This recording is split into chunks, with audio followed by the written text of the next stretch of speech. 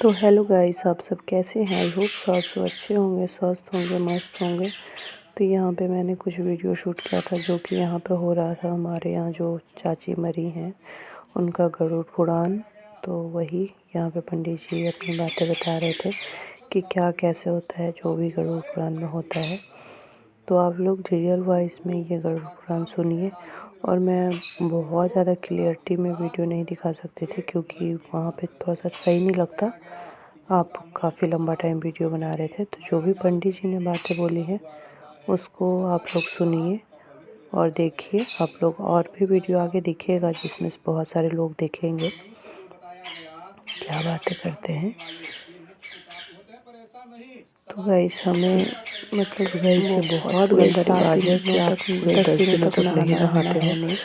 तो गर्मी के दिन में ऐसी मतलब अजीब सा मन हो जाता है, बहुत ही बेकार सा रिवाज है। तो ये सब हमारे यहाँ का रिवाज तो रिवाज है, अपने जो जिसके होता है वो करना पड़ता है। तो हम भी वही कर रहे हैं। तो आप सभी का ड्रेस एक ही दिखेगा। इसमें तब पता चलेगा ये दुख भोगने की कहीं बाहर जरूरी नहीं है। ये जितने दुख है ये सब के सब यही प्राप्त होंगे। इसके बाद चल करके वहां जा करके सब हिसाब को देना होगा। ऐसा शास्त्रों में भी बताया गया है। बताया गया कि मृत्यु के पश्चात जैसे दुखों के पश्चात, दुखों को भोगने के बाद जैसे मृत्यु प्राप्त होती है, जैसा कष्ट होता है, वह मैं आपसे कहता हूँ सुनो। संसार में मनुष्य जन्म लेकर के आता तो है, पर जन्म के संचित किए हुए अपने कर्मों को लेकर के यहाँ जन्म लेता है। जिस तरह का मनुष्य जैसा कर्म करता है वैसा ही जन्म प्राप्त करता है। अपने पुण्य और पाप से अच्छे बुरे का फल अवश्य भोगना है।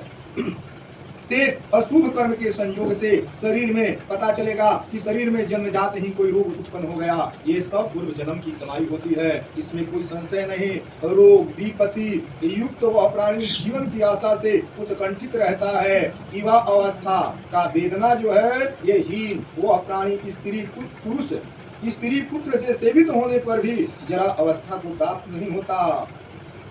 बलवान सर्प के समान काल एकाएक उसके सिर पर आ पहुंचता है। वृद्धा अवस्था जो होती है, वृद्धा अवस्था के कारण ये रूपहीन हो जाता है। रूपहीन होकर के घर में मृतक के समान पड़ा रहता है। जो देखभाल करने वाला है वो भी दो बात बोलेगा और पराधीन होकर के उसको भी सोचना है। बताया गया कि गृहस्वामी के द्वारा अपमान युक्त दिया हुआ आहार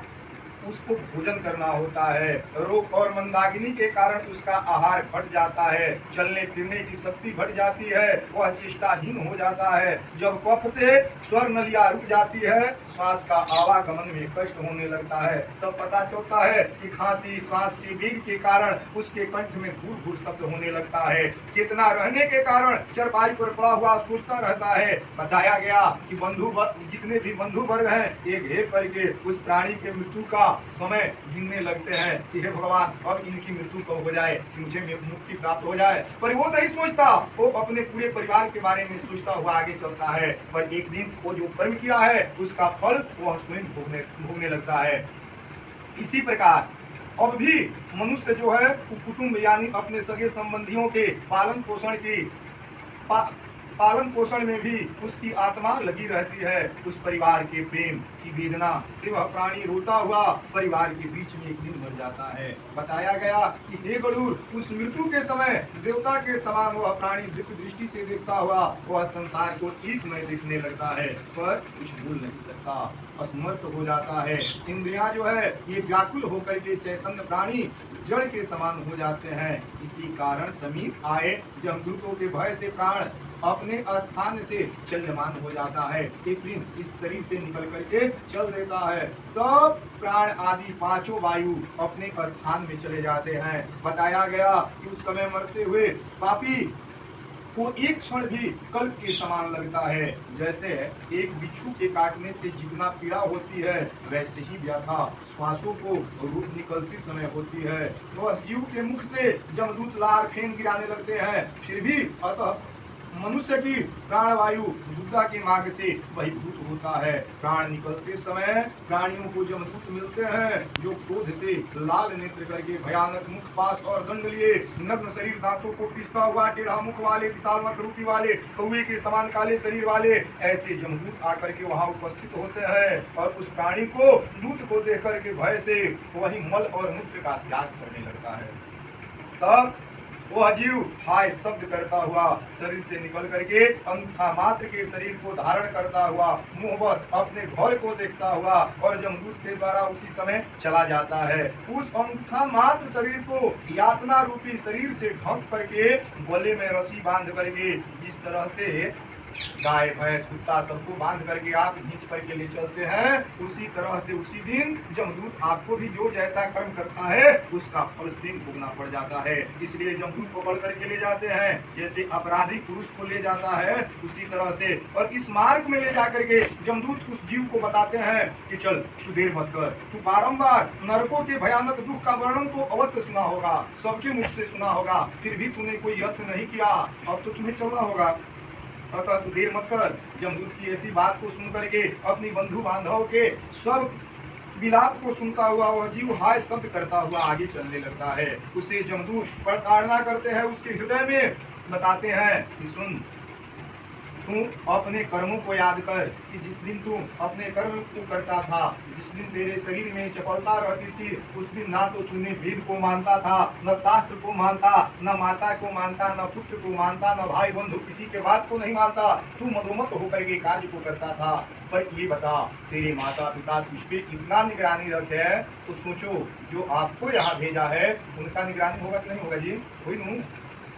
तो इस तरह से सब कर्मों को स्मरण कराते हुए, सब याद कराते हुए आगे ले चलते हैं। और आगे लेकर के जब मार्ग में प्यास लगती थी तो क्षुधा से पीड़ित हो, पवन की प्रबलता से सूर्य से तपती हुई बालू पर जब चढ़ना पड़ता तो विश्राम के लिए कोई छाया नहीं है, रहित मार्ग में चलने में असमर्थ जब हो जाता था, तब जमदूत भयंकर घसीट करके ले तो चलना है, तो जिस प्रकार से हो सके उसी प्रकार से ले चलना है। इस प्रकार कठिन मार्ग में चलते चलते जब थक करके गिर जाता, फिर उठता और घोर नरक की यातना करता, तब जीव जमलोक में पहुंचा करके यमराज के दर्शन कराते हैं और घोर नरक की यातना को बिहा करके एक मुहूर्त में यमराज की आज्ञा से फिर वो मनुष्य लोक में आता है और पुनः प्रवेश करने की इच्छा करता है, परंतु जो जमदूत होते हैं पकड़ करके खड़ा रहते हैं। इसलिए बताया गया कि तब पुत्रों के द्वारा दिया हुआ यही पिंड मरने के समय काम आता है, और जिसके पिंडदान से वे निर्जन वन में कल्प भर प्रेत जोनी में रह करके दुख पूर्वक भ्रमण करते हैं। इसलिए बिना कर्म के किए हुए, बिना करोड़ों बार आप जन्म ले लें और मर जाए, ऐसे नहीं, जब तक कि कर्म की समाप्ति नहीं हो जाती तब तक करोड़ों कल्प तक बिना भोगे हुए कर्म का क्षय नहीं होता। इसलिए जीव को बिना जन्म की यातना भोगे ये मनुष्य का जन्म प्राप्त नहीं हो सकता। इसी से बताया गया 10 दिन पुत्र को चाहिए कि पिंडदान अवश्य करे, शायद हो सकता है कि इससे कुछ निपटारा हो। हे गरुड़, उस पिंड के 4 भाग बताए गए, उसमें से पंच महाभूत के लिए 2 भाग और जिससे देह की पुष्टि के लिए 1/3 भाग और चौथा भाग जो होता है वही प्रेत को प्राप्त होता है। इसलिए 9 दिन तक पिंडदान प्रेत को खाने के लिए प्राप्त होता है। प्रेत का शरीर 10वें दिन पिंडदान से निर्मित होता है, तब चलने की शक्ति होती है। इसलिए इसमें बताया गया कि चौथे दिन, 5वें दिन या 6वें दिन, जिससे ये 9 दिन से शरीर की उत्पत्ति होती है, और इस जीव को यमदूत के साथ प्रतिदिन 24 घंटे क्रमशः इतना में 247 योजन निस्तार से चलना पड़ता है। इस मार्ग से चलने वाले को अंत में 16 गांवों को पार करके तो धर्मराज के नगर में जाना होता है। ये गांव कौन सा है भाई? तो बताया गया कि सौरीपुर, सौम्यपुर, सौरीपुर, नागेंद्र भवन, गंधर्व, शैलागम, क्रूरपुर, विचित्र भवन, ब्रह्मपद, दुखद, नानाकंद्रपुर, सुप्त भवन, रौद्रपुर, वयोवर्षण, सीताढ़, बहुभीति, इनके आगे जाने पर तब जमकर पुरी में मनुष्य जाता है। जम के पास में बंधा हुआ मार्ग में रोता हुआ वह आगे चलता है। वह जीव अपने कर्मों के अनुसार उसका बाबू साहेब के घरे जन्म देनी है आ जाके जूता चप्पल के दुकान करके शुरू कर काहे भाई बाबा जी के घरे तहरा के जन्म देनी है 1000 रुपये के गिरे लगा काहे बाबा जी ने जाके उन शहर में जन्म ले लेता तारा के भेजले बन तुम नौकरी कर बनू हैं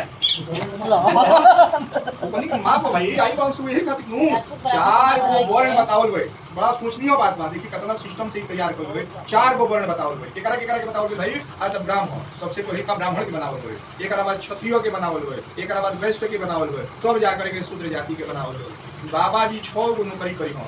तब जा करके उनका 5000 पेमेंट 6 गो नौकरी करी बाबू साहब पे नौकरी करी हो 5 गो नौकरी करी हो तब उनका 5000 पेमेंट मिली बाबा जी 5000 5 नौकरी हम तो वैश्य जाति जवन बाबू 3 गो नौकरी करी तो ओकरा 5000 2000 नहीं के